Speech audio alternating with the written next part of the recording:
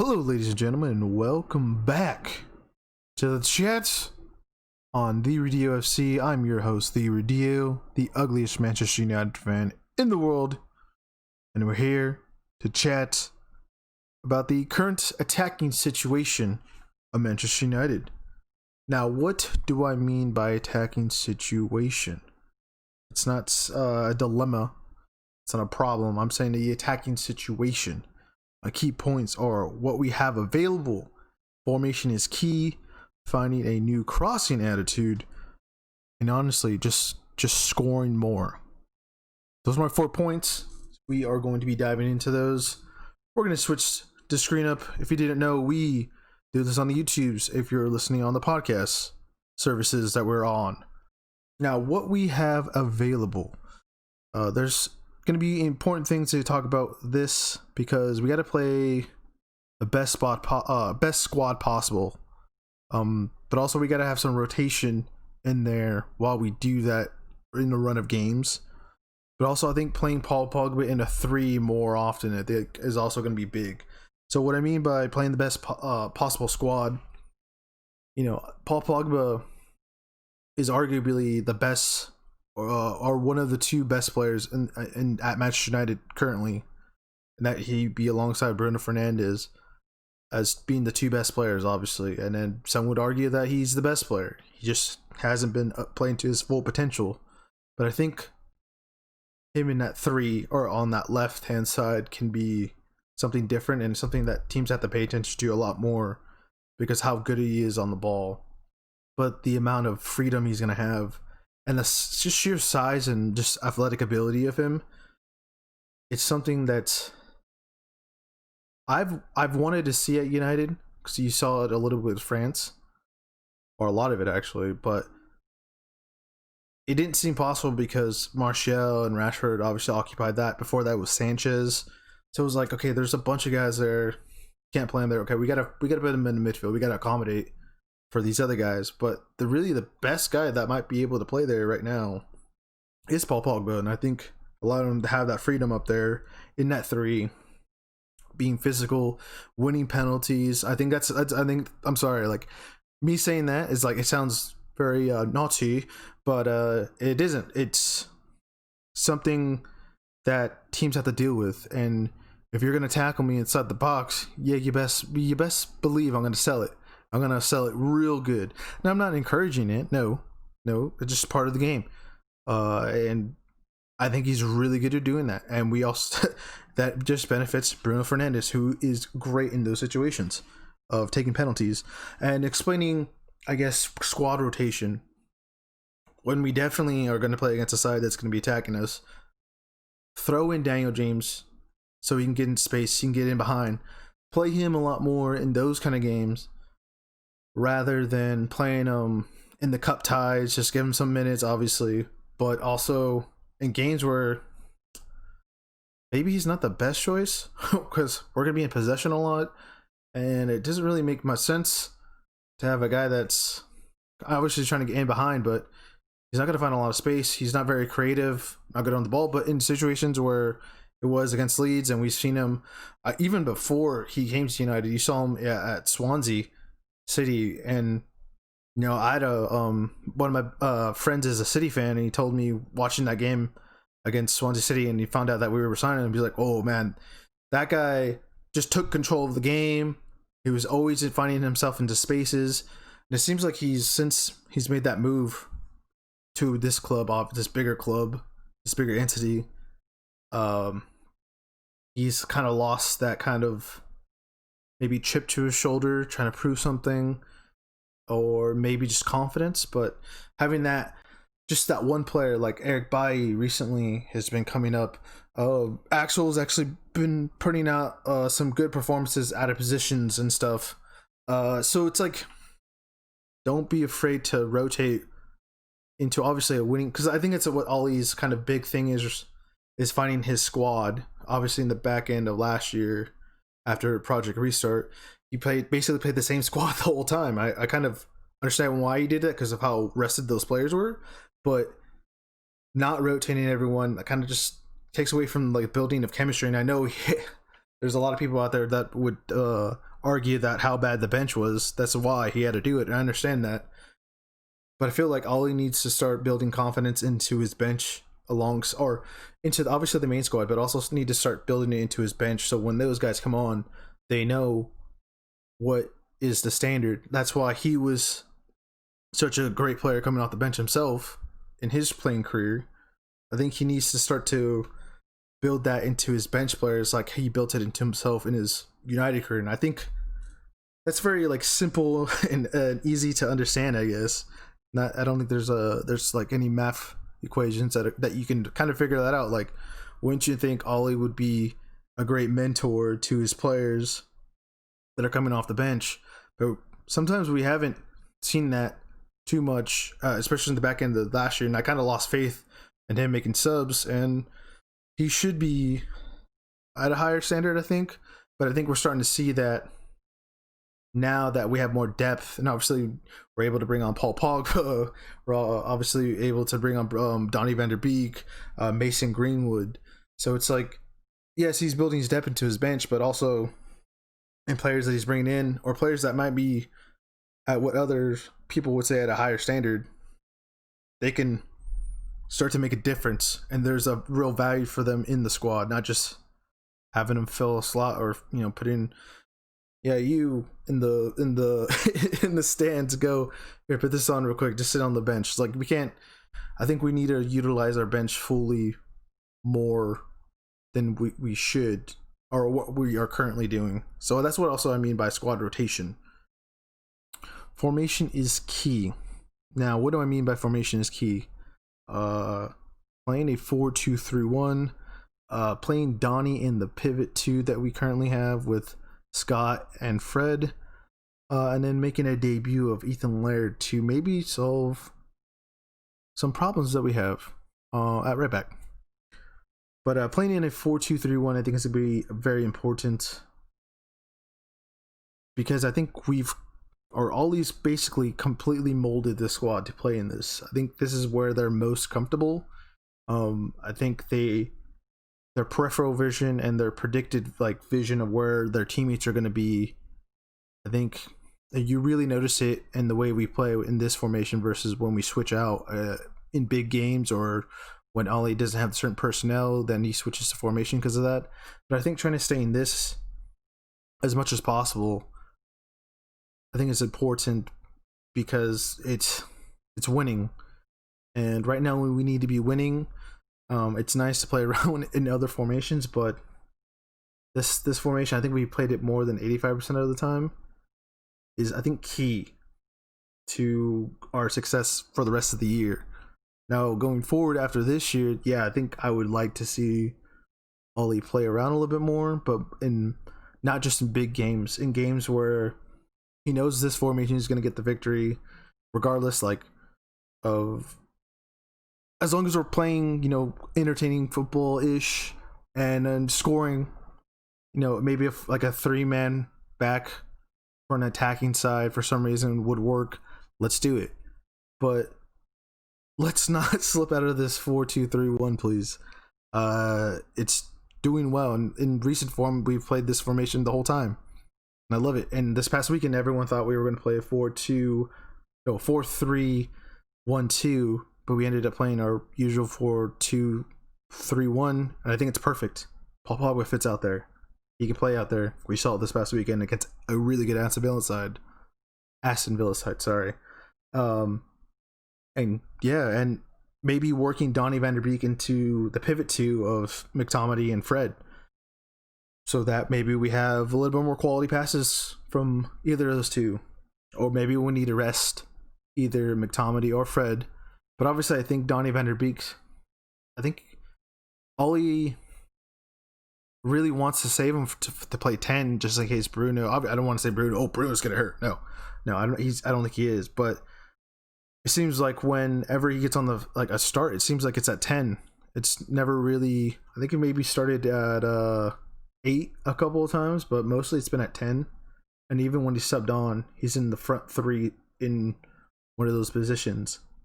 And he's played there with the 2, and I think him and McTominay might be interesting, but I think working him into that, I think getting him on the pitch I think he's a great player, and I think he was worth the money. If you don't agree, that's on you. You can tell me in the comments. I don't care. Um, but I think he is a quality enough player that can help us out there, and working him in between that partnership, or in between a partnership with one of these two players, I think would be very beneficial. And then Ethan Laird as an option on the right. So he's an academy player, and as long as he can stay healthy for a little bit longer, maybe we might see him soon. I heard Palestri might make his debut against Watford, and hopefully maybe Ethan Laird gets a shot there too. I heard he had a good outing a couple of games ago, not the last set of games that he played, that the under 23s played, but I think he can be that attacking option on the right, especially say we have a Juan Mata that we have to play on the right for some reason. Him and Juan Mata on the right, I think, would be a very interesting combo. Even with Mason Greenwood, interesting as well. But I think Marcus Rashford, we might have found his new position there on the right. And it's not like Marcus, you got to play here because Paul Pogba. It's like, no, Marcus, you got to play there for the next 6 months, or with this next set of game or half of games. I can't even talk. Just got to play there on the right for us. And like, yeah, okay, it's fun. Because finding a new crossing attitude. Now, what do I mean by that? Is using Tellez's service as a weapon. Using Maguire like we used Fellaini back in the day. And a right winger that can maybe blossom Aaron Wan-Bissaka. So this one is kind of weird. It's kind of simple. I think Tellez service needs to be used more. I think him on set pieces, he can put in some great balls. And I think maybe taking that long shot's nice and everything on set pieces, but I think crossing the ball where we have big targets like Pogba, Maguire, McTominay, I think it's we're losing out on stuff or on physical goals. I think utilizing Maguire, like I've already said in one of my points, was like Fellaini, having him bring the ball down, maybe setting up pieces where one guy delays the run, sits back and comes back and waits for Maguire to pass it back into the box, something like that. I know we've seen part of it, but you're just using it way more effectively. We've seen a little bit of that, but it hasn't come off good enough. And it hasn't happened too often to where you notice it enough to be like, oh, we're starting to use Maguire to bring balls down. But he's not. It doesn't seem like he's trying to do that though sometimes, because it seems like he's trying to like knock it off his head, but he can't get his head in the right position sometimes, or his timing's just off. But bringing it down, just go far post, tell Maguire to bring it back down so it swings back in, and then someone finishes it. Bruno, Rashford, whoever, I don't care. Just use them like, it's not that I miss Fellaini or anything like that, but Fellaini was, I remember actually, I just recently watched like the first opening season that I got to watch, because of the first season of watching United, I didn't get to watch the opening game, but I did remember watching the opening game. I think it was Sir Alex's last year, and it was the game against Everton at Everton. And I'm not sure if it was Fellaini's debut, but man, he's like a magnet in that video. In that video, go watch the clip. Just search Manchester United versus Everton Fellaini, and then it should take you there. But like the way he brings the ball down is insane. It's like he's world class at bringing the ball down. That's it though. Like some of his passing and where he was passing to in that game was very suspect. But not to bring Fellaini up or anything like that, but watch that for sure. But going back to using Maguire like that, it's you kind of missed something like that, or sometimes you need something like that. You need that physical guy to make the difference for you. That's why Peter Crouch was making all that money and I think he still is playing. I think he's in some championship side. But those kind of players can make a big difference for you. And we have a player there with Harry Maguire. You know, he's okay at defending, but using that big old head of his and his height, we gotta make that a thing. We gotta make it a thing.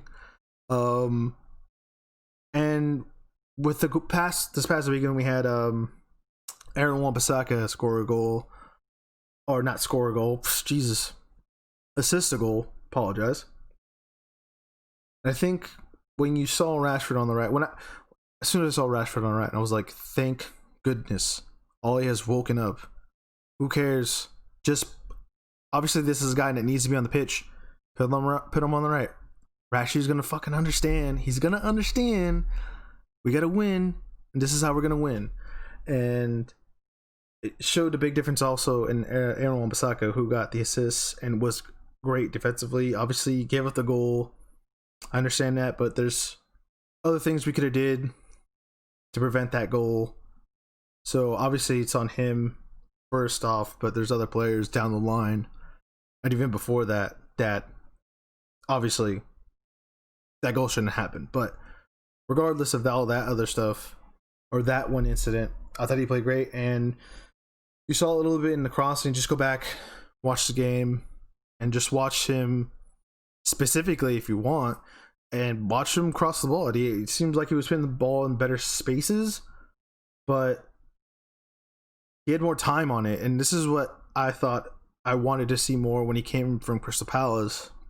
When I was watching him the year before he came, I was watching Palace games before he came over, because I just popped it on. Sometimes here in America, you just pop it, put it on channel 4 and see what happens.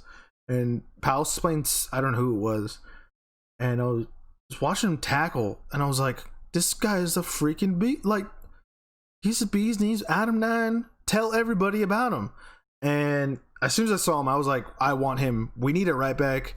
We need him. And then like 2 weeks later, after I said that in my head to myself and no one else heard, like Full Time Devil says like, oh, we need everyone. So I was like, oh, okay.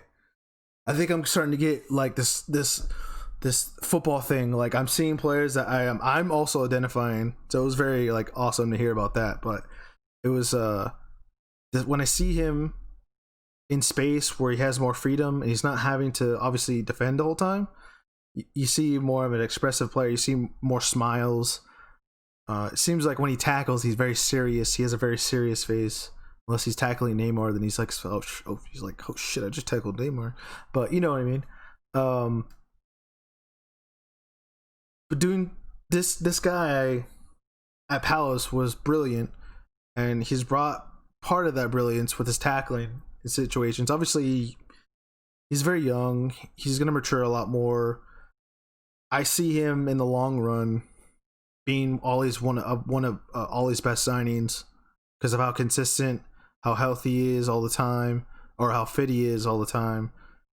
And the fact that he, like, no one, I mean, he has so many people in his back pocket, it's ridiculous. And I think allowing him with a winger in front of him, not having that right side to be the defensive side all the time, and having it going forward more with someone there to kind of guide him. So I think that's also what it is too, because usually whoever we have out there on the right is more inverted, so he cuts in more. So there's like obviously acres of space, but I think he's better on the overlaps, because you saw that at Palace too. I don't know who he was playing with, but I saw him overlapping a lot more often than at United, because I think of the players that we have on the right. So I think that should help us out. I mean, let me know if you disagree or agree with me. I mean, it doesn't really matter, because obviously I'm right. And honestly, scoring a lot more. We got to score, guys. I don't know how to say it, but the second half team stuff needs to go, and the score and have the lead at half needs to start moving in. I think that was our issue for those weird running games where we were coming back. Southampton's, the West Ham's. I forgot the other one that we came back in. Sheffield. believe. Yeah, because we gave up that goal with Henderson. Um, Scoring more goals. Simple. My thing about, I mean, this real solution about scoring more goals is finding a defensive holding midfielder or right winger. That's me saying I want to score more goals. All right, we get those two things, and we're gonna score a lot more goals because I think we have too much money invested defensively. And when I say, as one of these other points, is scoring 4, giving up 2, like I'll take that all day. Like, I'm sorry, we can figure out defense with what we have right now, honestly, and we're gonna have to, because we've already spent loads of it, and loads of it was recently. We need to figure out what we have now, and then obviously get rid of the deadwood, and that I would be more open to bringing more people in. But we have too much. There's too much money there. Simple as that. It's very simple. We have Harry Maguire, who's on big wages. Bailly, who's probably on big wages. Phil Jones, who's for some reason on big wages. Rojo, wages. And Lindelof. We got to get rid of at least 2 of those to probably bring someone in, because that's freeing up so much money. Oh my, all the monies. But that's probably going to get pushed into a different position. I think defensive holding midfielder is going to be where it's at. I'm sorry. Allowing our second of the 2 to be more free, to be more part of the attack. But more, I think it's probably best to have a box-to-box guy and a defensive midfielder. However we can, whoever that is and however he plays, I'm fine with that. I know Concedo or the young Uruguayan, hopefully I've been pronouncing it right. I mean, maybe he's the long-term solution, who knows? But getting a guy in that can just fill that spot week in and week out. Unfortunately, matches can't do that, and that's why we have a double pivot with McTominay and Fred. So maybe putting the guy there, or getting a guy there, wherever the Borussia Mönchengladbach guy. I've heard of a Lyon guy. I can't remember their last names, but there's different guys out there. I'm like, oh, that's nice. That's real nice. I mean, like, are we? Because I think defensive holding midfielder can solve a lot of problems, and it solves a lot more problems than the center back issue or buying a new center back. That's just my personal opinion. You can argue about it with me. I'm fine with it. We can talk about it. But I think that is where a lot of holes can be filled, a lot of stress can be relieved, and a lot more goals can be scored. Right winger is another one. Obviously, I want to put Marcus Rashford out there right now because he's the best we got, and that could play there week in and week out. You know, Jadon Sancho's probably not going to happen. Diallo, or the guy that just came from Atalanta, however you pronounce his last name, I'll get it one of these days. And then Palestri, who's probably going to get a call up for Watford, who I already brought up. You know, those guys are not going to come in instantly and solve our problems there on the right wing, so probably need someone there. Probably just need a cheaper option. I wouldn't get anything close to Sancho range. There's probably more reasonable targets out there at a cheaper price with a more reasonable team willing to work with us. And obviously,